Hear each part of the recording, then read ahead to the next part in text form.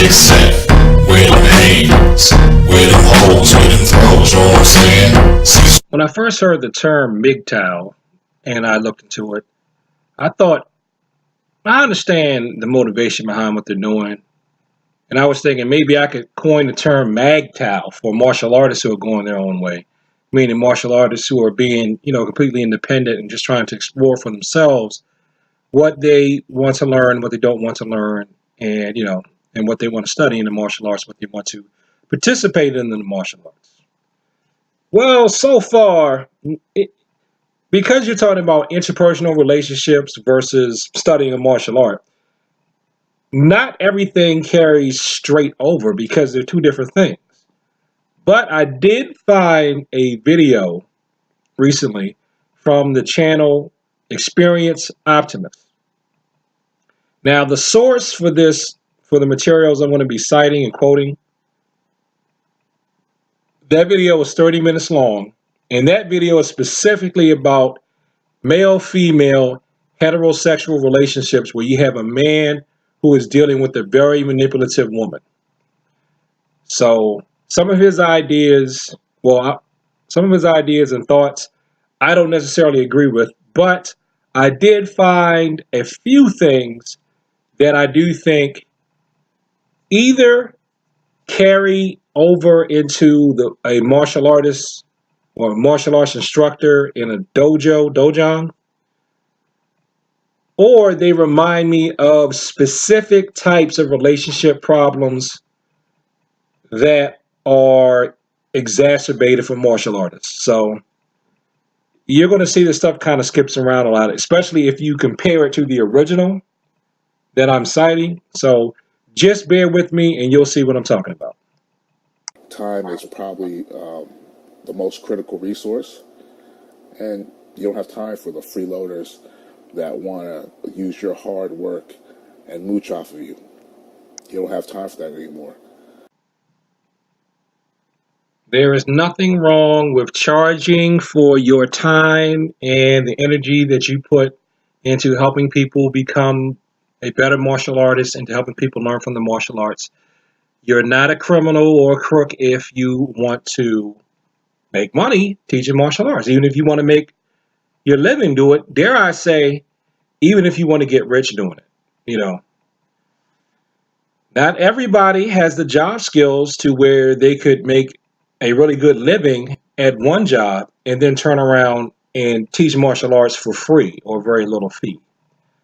I'm able to teach for very little, but at first, when I first went into this, I was thinking it would be great for me to teach for free, but I'm kind of glad now that I don't teach for absolutely nothing because the training that I want to get costs me money. So what are we going to do here? I can't take everything from the job that I use to feed my family and then, take from that to go towards martial arts training, especially at the point where I'm at, where I'm able to teach some stuff. And if I still want to learn stuff, it's going to take away time, energy, and resources. So what would be wrong with me getting paid so that I can pay for the training that I give to other people? And there's some people who are in this stuff, it's their only job. What's wrong with people who, if your martial arts their only job, they got a storefront, or even if they're doing some stuff online or whatever, that's your main job, you should charge. And there are some people who never want to pay for anything, okay? And I have to confess, I've been guilty of that. I love a free this and I love a deal on that. But as I get older and I mature, I realize I can't always go for the free.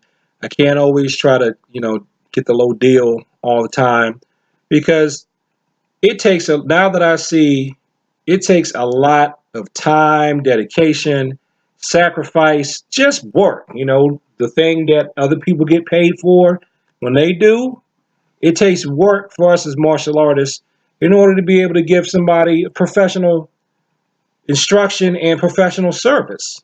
And it's funny how a lot of people when it comes to martial arts, they want world-class service for neighborhood prices. And that's just not feasible. even if it's on a small level. So that's why seeking validation actually from anybody is negative. You should only seek validation from yourself. Now, if you mean seeking validation in terms of something like, are you ready to be a black belt or are you ready to teach? That's something you do need from somebody else because that has to do with external skill. But one thing where it does apply in terms of seeking validation that you should not necessarily get from other people is in what you want to study. And that's why I think a lot of martial artists would go MAGTOW. Martial artists going their own way. Because you know how we get in style wars. Everybody thinks their style is the best, and that whatever else you're not studying that's not their style is stupid. And if you give into that, there could be a lot of things that you could learn that might benefit you, but you're not going to be able to take part of it because you're listening to other people. Let's say just because somebody else doesn't like BJJ, but you do, then if you want to take BJJ, you should take that. Maybe like somebody like me, if somebody would ask me about taking BJJ, right? And if I say I don't need to take BJJ, they may think I'm style bashing. But I don't technically need to take it for me personally because I do know some grappling. I got a black belt in judo. Now, that doesn't mean I'm the best grappler on earth, but I do know some grappling already. And for my goal of, I just want to have facility in a broad array of hand-to-hand skills in case I need to hold someone down, then I really don't need to take BJJ. So if you just heard me say that, you would think he's just anti-BJJ. But at the same time, if somebody asked me, should they take BJJ, I would say yes. And I don't get it twisted. If one of the Gracies moved next door and they run in the school out their garage and I can afford it, I'm there. Okay? I'm there. If I can afford it, I'm there. Okay? So that's a good application of seeking validation within yourself. Whatever you choose to study within yourself, when you're an adult, you should do that and stick to it. Because there are a lot of people that will poo-poo whatever style you're studying. Even if it comes to the point where you're saying, you know what, I'm doing my own style. I've been doing this stuff long enough. I know what I want to do. I know what my path is. I know what I want to teach students. If I say that if you're already qualified to teach and then you strongly feel that you need to go on your own path, then you got to go. Then you got to MAGTOW. Then you got to MAGTOW. But guess what though? Ultimately, in the long run, we all MAGTOW because we're all individuals anyway.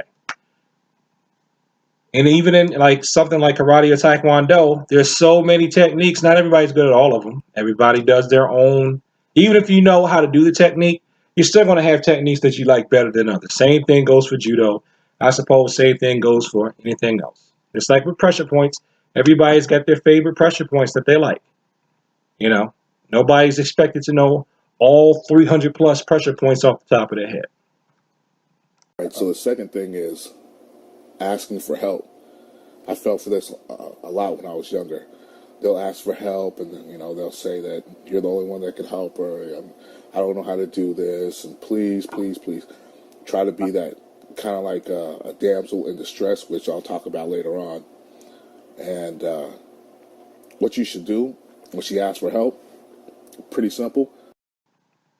Now, if you're the instructor, you got to help a student. So this is something that doesn't necessarily directly carry over into from relationships to martial arts. But what I have seen sometimes, and this is something that's really very rare. If you have somebody that wants to act like they can only get help from the head instructor on something, no, that's not cool. This is what I do when I have instructors that are helping me. There are some students I know that whatever they're struggling with is something that actually they're going to need me to help them. So I help them with that. But once they get to a certain point to where they don't need me as much, I'll get another student to help them, or I get an assistant instructor to help them. I at first, like when people first come in, especially at the white belt level, I know people are nervous or scared or whatever. I tend to take those people over. And then as they get more advanced, they get into the darker belt colors. They should be able to learn something from a more advanced student. Even if the person's only one rank ahead of them, that person should be able to help them learn a new thing, because they're not just struggling to break their body and get their body aware of the martial art anymore. They have some facility in it so that somebody doesn't have to be as skilled to help them. How you have to look at it.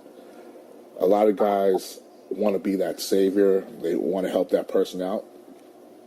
But just think about it. If that person was a man and got into that situation, would you help that guy out? Most likely you wouldn't. But because this girl is attractive, you're going to help her out. And then once you help her out, what are you going to get for it? This is something I've only witnessed this personally like once, a long time ago. I wasn't even an instructor yet. I don't even think I was assistant. But I know my gender, and I know that sometimes my gender can feel no sympathy for others of our gender, but yet we will go more out of our way to help women. Okay?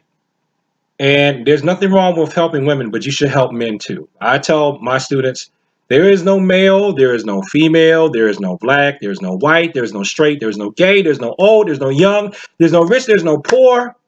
They're just students. If you're a student of mine, you are a student, period. And students are to help other students. Even when you're sparring, especially in the beginning, you have guys who they will be like either afraid to spar as tough as they want to if they're going against a female, or then you got some guys who are like they're just taking it overboard. I tell everybody, you need to respect the ability of whoever you're working with, period. Push whoever you're working with to the point of their comfort zone and just a little bit beyond. You don't want anybody to break you up. You don't want to break anybody up unnecessarily. And at the same time, you got to help students who need help. No matter how pretty they are or they're not, if they're a student, they're your fellow classmate. And especially once you get the purple belt and above, you're supposed to help people. And basically, I wasted a lot of time chasing a lot of these women when I could have been doing something else, something else which might have led me to maybe buy more real estate or increase the amount of money I make at my job. So just keep that in mind. Yeah, some of you are wasting your time chasing after the wrong people when you could be spending that time getting the black belt that you started on and you never got.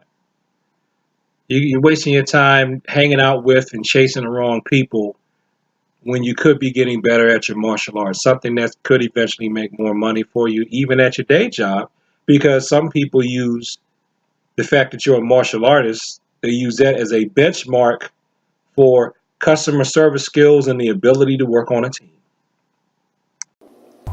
Do not do this. Right? If your woman is picking fights with you, do not fight with her. She wants the drama. She wants the excitement. She wants that roller coaster of emotions. Straight up, just leave her. That's it. Do not argue. Do not explain. Just say, look, I'm out of here. I'm not dealing with this. Don't even deal. Just because you know martial arts is not a license for her to be punching at you all the time because, hey, you can take it. You should be able to protect yourself. Karate man. No. But another problem is there are some women that will pick fights and talk trash because they think their martial arts boyfriend will beat up people for them. And like I said, it goes back to what I learned in the military. If you have a freeloader, a douchebag, a shady person, a toxic person that's taking away from the squadron and pulling other people down, you got to get rid of them right away. You can't reason with them. You can't talk to them. Just get rid of them. If you have a shady individual at your club or school that's just sucking the life out of everything and pulling everybody's morale down, you got to handle it just like he said. You got to get rid of them. You Don't have room for that. Don't let one bad apple come in there and ruin your bunch. All right. Like a dog. So reject all pet names. Always make her call you by your name. Now, even though I don't necessarily do it, I see why some instructors insist that you address them by their title as a sign of respect and order, so that you understand what your job is as a student. Your job is to learn, and then they can stick to what their job is as a teacher. Their job is to teach. And unfortunately, it's because there's some individuals in the world who try to get too familiar. So even though I don't make you say yes sir, no sir to me, or make you refer to me as Sabunim or Sensei, I don't hate on people that do, because I understand. The next one is friendly competition, when basically when she tries to make you compete with exes in her past, where she says, well, my ex did this for me, my ex did that for you, for me, and you're not like this guy, you're not like that guy.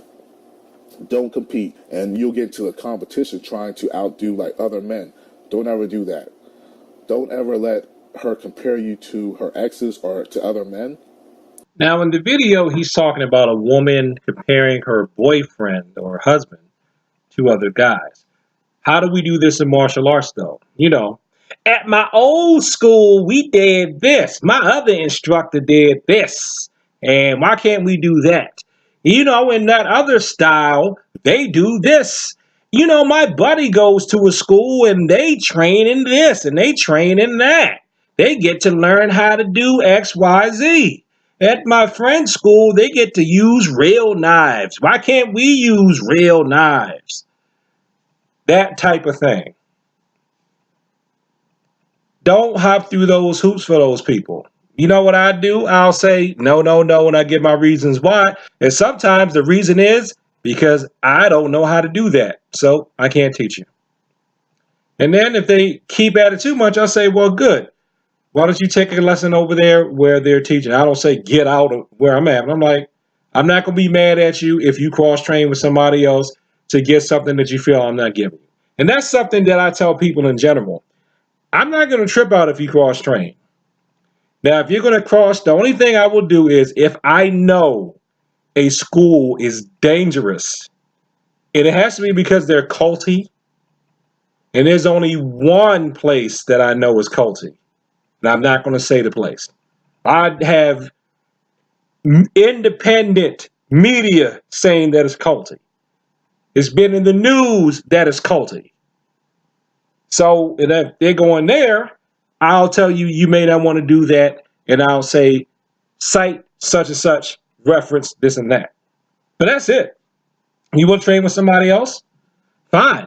The only thing I will tell you is I'll say, and I've said this, you may not want to train in a style that's very, very similar to what I'm doing because you could get confused.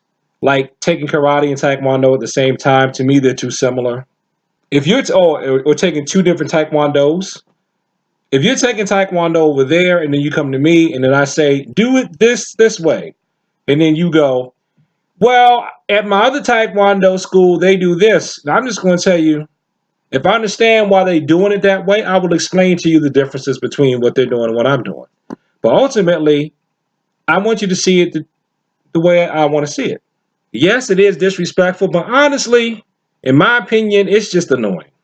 So that's all that I saw that I know can be taken directly from personal relationship to relationships in the martial arts. If you got any other ideas for any other types of videos, or if you've seen some other stuff that's got material where you say, hey, we can take a page from that playbook and adapt it to ours, please let me know in the comment section below. Like, comment, subscribe, and seriously, thank you for your time, because I know you don't have to watch this video, but I'm glad that you did. Peace.